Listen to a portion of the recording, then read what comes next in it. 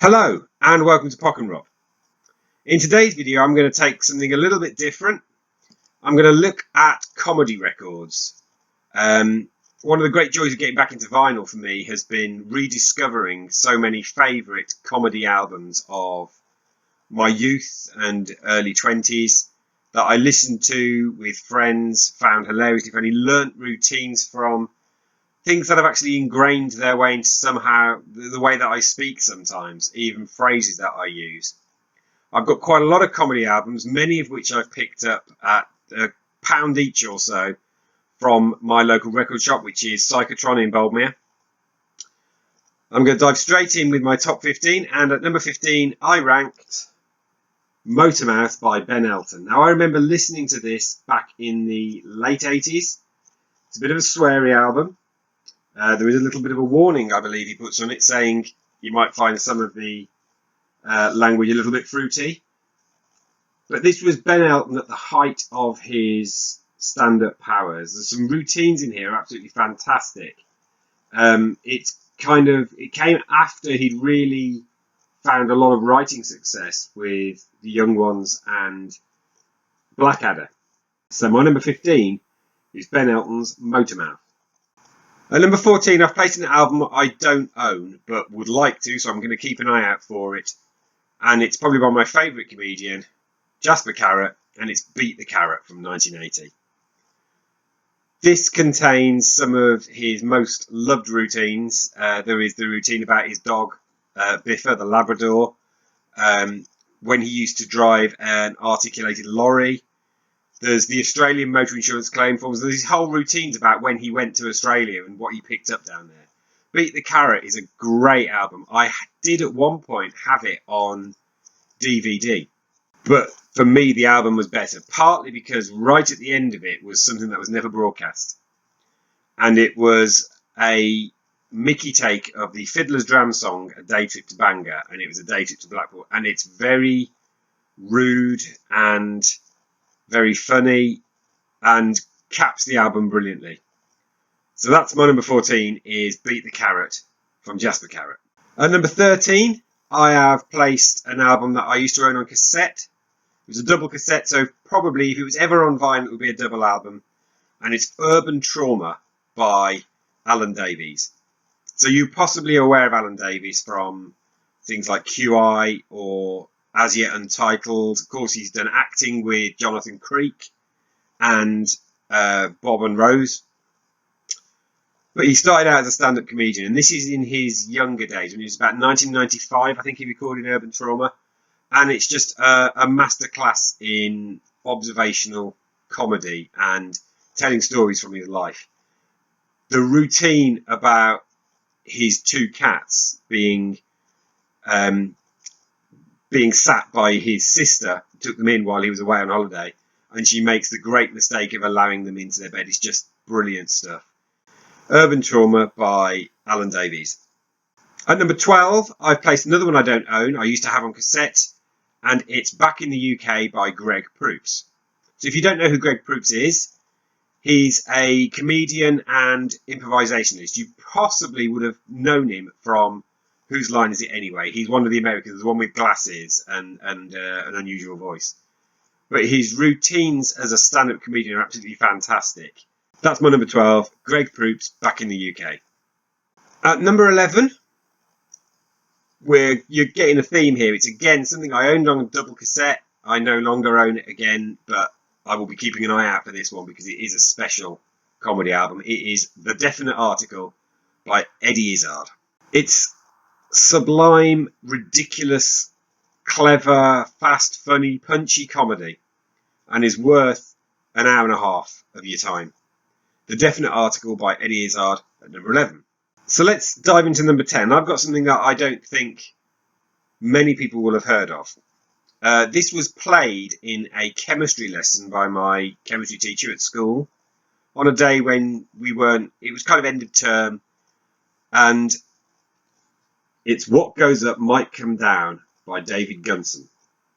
Now, David Gunson is an air traffic controller and became an after-dinner speaker. And this is effectively an after-dinner speech that he delivered. And it is so funny. It's absolutely, it's fantastic. My parents own a copy of this one. In fact, many of these comedy albums are things that I used to listen to with my parents, not the sweary ones.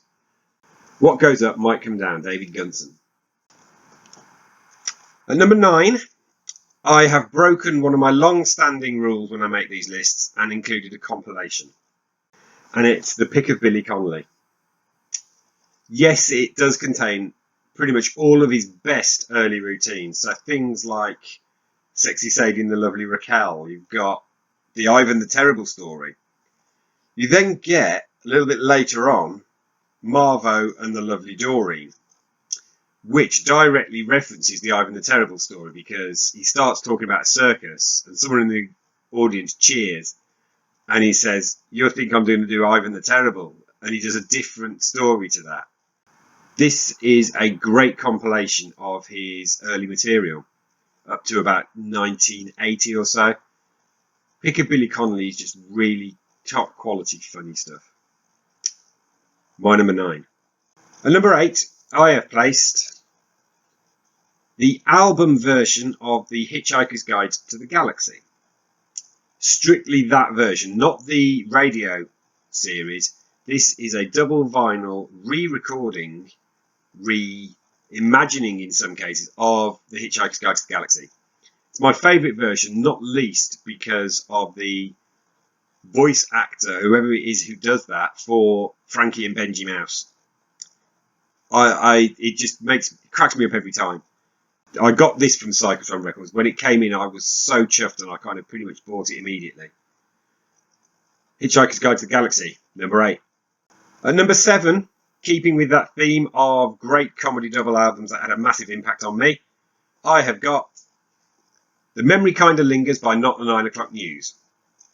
And it has to be the double version. I'll tell you why in a minute. So disc 1 is highlights from their 1982 television series.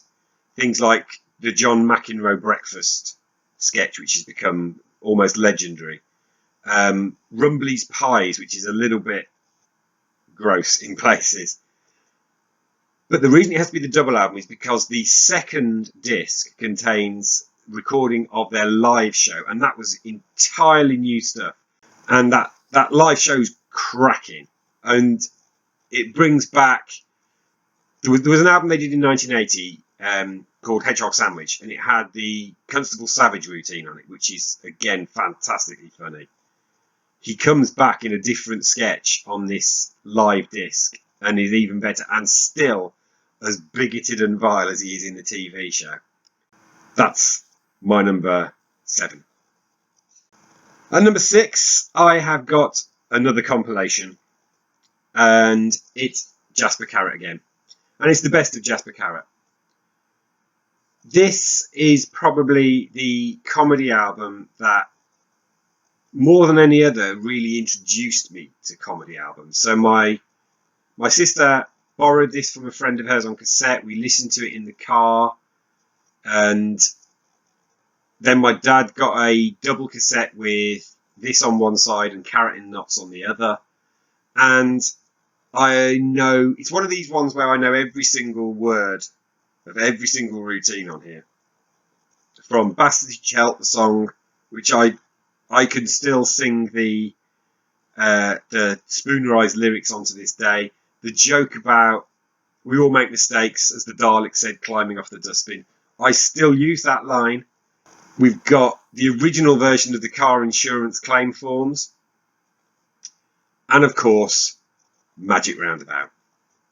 So if you don't know, Jasper Carrot had a top 5 UK hit single called Funky Moped. It's awful. But the B-side was this Magic Roundabout routine. And that's what he contests really sold the single. It's a touchstone of British comedy, Magic Roundabout. And that's why the best of Jasper Carrot is here at number 6. At number 5, I have got an album that taught me what the first and second laws of thermodynamics were.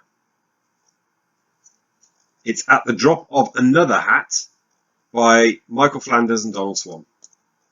I love Flanders and Swann. I adore the cleverness in their lyrics. And although most people would probably go for At the Drop of a Hat, I like The Drop of Another Hat, partly because it contains First and Second Law, the one I just referenced, but it contains Ill Wind, which is fresh lyrics about a French horn, to Mozart's Horn Concerto in E-flat, which is just brilliant. You've also got a slightly satirical song called The Gasman Cometh about tradesmen. I love At the Drop of Another Hat. I think it's worthy of my place at number 5. At number 4, no vinyl comedy record collection would be complete without at least one entry from Monty Python. And this is the Another Monty Python record, their second vinyl record. Now, the Monty Python troupe were not happy with their first album done by the BBC. They didn't like the sound of it. They thought it sounded sterile, and they'd kind of got a point. So when the second album and subsequent ones came along, they decided to go into the studio themselves and record the vinyl albums by themselves, rewriting the material, tailoring a lot of it for vinyl. For me, Another Monty Python record is their best vinyl album. I think it was where they got things absolutely spot on and correct, and there's not a foot wrong on here, which can't be said of some of the other albums. Number 4, Another Monty Python record. At number 3, I have got the final placing in the top 15 by this fellow, and it's Jasper Carrot's The Stun. This was an album from 1983. The whole of side 2 is dedicated to one routine all about Hong Kong, which is just a very special routine. It's absolutely brilliant. Side 1 contains some of his usual observation comedy. He talks about the fact that he's going bald. And then right at the end of it is what I think is his cleverest skit routine, and it is Virgin Voter. Now, this was 1983, so there'd been that was delivered on stage, I think, the day of the 1983 general election. But it stands up now. And the whole idea of equating voting for the first time to losing your virginity is just so cleverly delivered. So that's The Stun, Jasper Carrot. At number 2 is a return of Billy Conley. I don't own this, but it's Billy and Albert from 1985. This is... I have memories of myself and a schoolmate listening to this album and howling with laughter, particularly on the section on the casual vomit. It was just stories again from his life and growing up, and some of the stuff from being a welder. And it's just absolutely hilarious. It's a masterclass again in stand-up comedy, and it's absolutely brilliant. Superb. I am going to get a copy of Billy and Albert someday. My number 2. So now we reach number 1. And I have placed at number 1 the oldest album in this list. This comes from 1960, although the material on it predates that. This is a live recording, and it's An Evening Wasted with Tom Lehrer. So Tom Lehrer wrote comedy songs at the end of the 50s. He started to turn it into a career. And I didn't actually listen to this until about 10 years ago. So this is also the most recent thing I've listened to, as well as the oldest thing on the list. This contains, I think, his best comedy songs. You've got Poisoning Pigeons in the Park, Oedipus Rex, The Masochism Tango, which is just so clever. We Will All Go Together When We Go, Clementine, which is just a clever pastiche of multiple song styles. And then what I think is his crowning glory, The Elements. Now, I'm a chemistry nerd, and The Elements just delights me.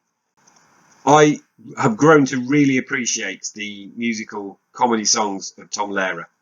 I own several of his albums. I even own Tomfoolery, the review that was done by Cameron Mackintosh. It's a worthy number 1 because I think genuinely the stuff on here is timeless and doesn't date. So if you've never listened to Tom Lehrer's comedy songs, do yourself a favour. It's a worthy number 1 in my view. Evening Wasted with Tom Lehrer. So that's my top 15 comedy albums. I'd love to know what you thought.